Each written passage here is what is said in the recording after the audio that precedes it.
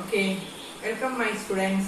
Today we are going to study about winds, global distribution of temperature, water in the atmosphere, forms of condensation, കാറ്റുകൾ, ആഗോള താപവിതരണം, അന്തരീക്ഷത്തിലെ ജലാംശം, ഘനീകരണ രൂപങ്ങൾ എന്നിവയെക്കുറിച്ചാണ്.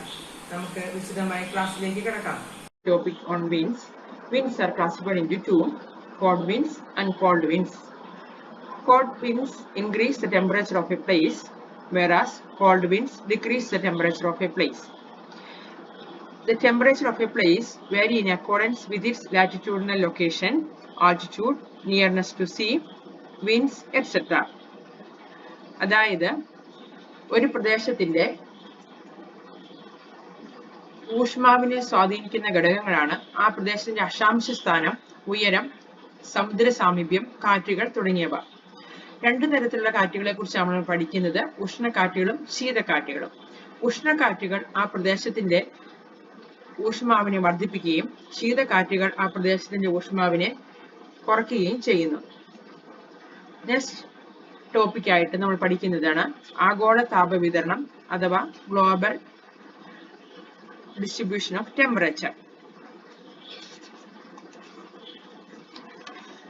നിങ്ങൾ ചിത്രം ശ്രദ്ധിച്ചു നോക്കൂ. ഒരുപാട് രേഖകൾ അവിടെ കാണുന്നില്ലേ? ദക്ഷിണാർദ്ധഗോളത്തിൽ രേഖകൾ നേർരേഖയിലും ഉത്തരാർദ്ധഗോളത്തിൽ രേഖകൾ വളഞ്ഞു പുളഞ്ഞുമാണ് കാണപ്പെടുന്നത്. കാരണം ദക്ഷിണാർദ്ധഗോളത്തിൽ സമുദ്രം കൂടുതലാണ്, ഉത്തരാർദ്ധഗോളത്തിൽ സമുദ്രത്തെക്കാൾ കൂടുതൽ കരഭാഗമാണ് ഉള്ളത്. എന്നുവെച്ചാൽ കരയും കടലും ചൂട് പിടിക്കുന്നതിന് വ്യത്യസ്ത അളവിലാണ്. ഉഷ്ണകാലത്തും ശൈത്യകാലത്തും ചൂടിന്റെ അളവ് വ്യത്യസ്തമാണ്. Isotherms in the southern hemisphere are almost parallel to the equator compared to those in the northern hemisphere. എന്തുകൊണ്ടാണ് ഐസോതേംസ് എന്ന് പറഞ്ഞാൽ ഒരേ ചൂട് രേഖപ്പെടുത്തുന്ന രേഖകളെ തമ്മിൽ ബന്ധിപ്പിക്കുന്ന രേഖകളെയാണ് പറയുന്നത് ഐസോതേംസ് എന്ന് പറയുന്നത്. Southern hemisphere almost parallel to the equator. എന്തുകൊണ്ടാണ് നോർത്തേൺ ഹെമിസ്ഫിയറിനേക്കാൾ കൂടി സദേൺ ഹെമിസ്ഫിയറിൽ ഐസോതേംസ് പാരലലായി കാണപ്പെടുന്നത്? In southern hemisphere we have more water mass as compared to land mass, and hence isotherms are regular in nature. The bending of isotherms is due to the differential heating of land and water. That is why isotherms in the southern hemisphere are almost parallel. In the weather maps for summer and winter seasons, the isotherms behave differently. Why? എന്തുകൊണ്ടാണ് weather മാപ്സിൽ summer winter സീസണിൽ isotherms different ആയി കാണപ്പെടുന്നത്? The isotherms are more linear, straight across in the southern hemisphere. Large land masses in the northern hemisphere cause isotherms to bend toward the equator in winter and poles in summer, as they change their temperature and much more than the water. അതായത് വാട്ടറിനെ അപേക്ഷിച്ച് land ഭാഗങ്ങളില് ചൂട് different ലെവലിലാണ് കാണപ്പെടുന്നത്. അതുകൊണ്ട് കരഭാഗങ്ങളില് isotherms ഈ നമ്മൾ ആ മാപ്പിൽ കണ്ട രേഖകൾ പാരലലായിട്ട് വരുന്നുണ്ട്, അല്ലാതെ വളഞ്ഞു പുളഞ്ഞും കാണപ്പെടുന്നുണ്ട്. പാരലലായിട്ട് വരുന്ന രേഖകളെ ആണ് ഐസോതേംസ് അല്ലാതെ സമതാപ രേഖകൾ എന്ന് വിളിക്കുന്നത്. അത് വാട്ടർ ലെവലില് എല്ലാം ഏകദേശം ഈക്വൽ ആയിട്ടാണ് കാണപ്പെടുന്നത്. അതേസമയം കരഭാഗത്ത് വളഞ്ഞു പുളഞ്ഞുമാണ് കാണപ്പെടുന്നത്, കേർവ് രീതിയിലാണ് കാണപ്പെടുന്നത്. അറ്റ്മോസ്ഫിയറിക് ഫിനോമിന, അതായത് അന്തരീക്ഷ പ്രതിഭാസങ്ങൾ, മർദ്ദവ്യതിയാനം, പ്രഷർ വേരിയേഷൻ, കാറ്റുകൾ, വിൻഡ്, മേഘം, ക്ലൗഡ്, വർഷണം, പ്രസിപ്പിറ്റേഷൻ. അറ്റ്മോസ്ഫിയറിക് പ്രതിഭാസങ്ങൾ 4 പറഞ്ഞത്. താപനിലയുള്ള വ്യത്യാസങ്ങളാണ് അന്തരീക്ഷ പ്രതിഭാസങ്ങൾക്ക് മുഖ്യ കാരണം. അന്തരീക്ഷത്തിലെ ജലാംശം അന്തരീക്ഷ പ്രതിഭാസങ്ങളെ സ്വാധീനിക്കുന്നു. അന്തരീക്ഷത്തിൽ ഉണ്ടാകുന്ന ഊഷ്മാവിലുള്ള ടെമ്പറേച്ചറുള്ള ഡിഫറൻസ് ആണ് ഈ അറ്റ്മോസ്ഫിയറിക് ഫിനോമിനയ്ക്ക് കാരണം. അതോടൊപ്പം തന്നെ അറ്റ്മോസ്ഫിയറിലെ വാട്ടർ കണ്ടന്റും അറ്റ്മോസ്ഫിയറിക് ഫിനോമിനയ്ക്ക് ഇൻഫ്ലുവൻസ് ചെയ്യുന്നുണ്ട്. What is humidity? എന്താണ് ആർദ്രത എന്ന് വിളിക്കുന്നത്?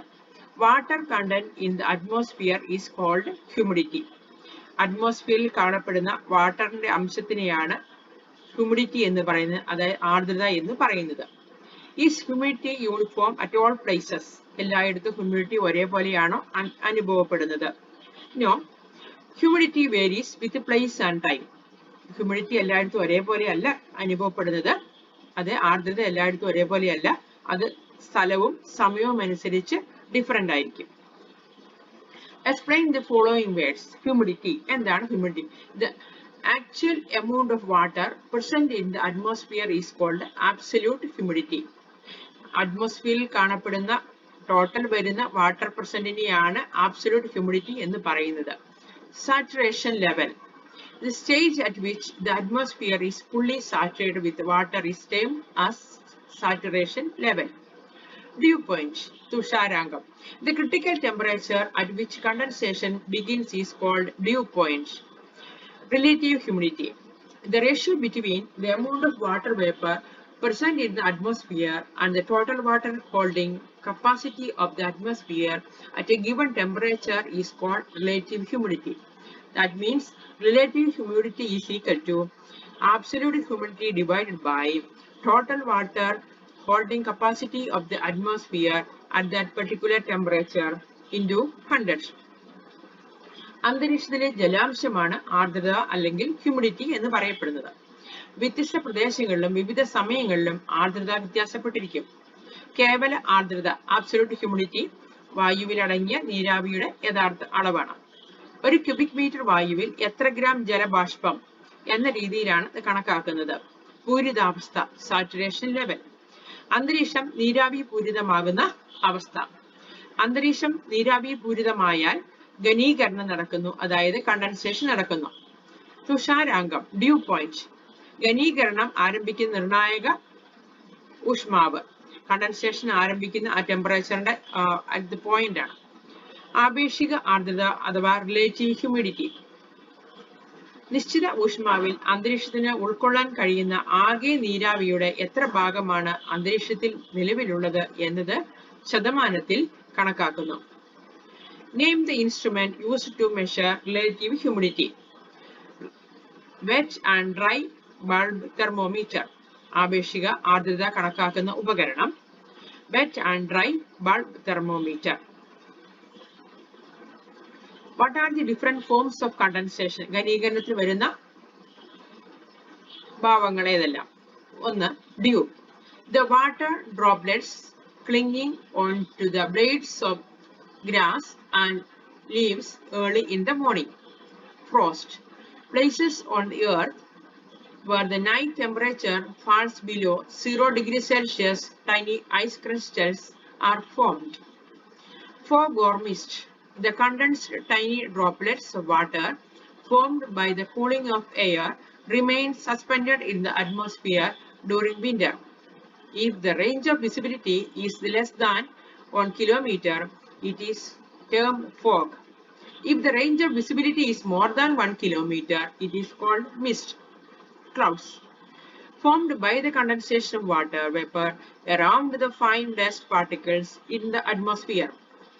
Forms of condensation. ഘനീകരണ രൂപങ്ങൾ. ഹിമം, ഫ്രോസ്റ്റ്, മേഘങ്ങൾ, ക്ലൗഡ്സ്, തുഷാരം, ഡ്യൂ, മൂടൽമഞ്ഞ്, മിസ്റ്റ്, ഫോഗ്. ഘനീകരണത്തിന്റെ കാരണങ്ങൾ എന്തെല്ലാം? അന്തരീക്ഷം പൂരിതാവസ്ഥയിൽ എത്തിയതിനു ശേഷവും വീണ്ടും നീരാവി അന്തരീക്ഷത്തിൽ എത്തുക.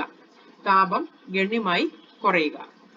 ഓക്കെ സ്റ്റുഡൻസ്, പഠിപ്പിച്ച കാര്യങ്ങളെല്ലാം നിങ്ങൾക്ക് നന്നായി മനസ്സിലായിട്ടുണ്ടാവുമെന്ന് വിശ്വസിക്കുന്നു. നന്നായി പഠിച്ചു വരിക. Okay, thank you students.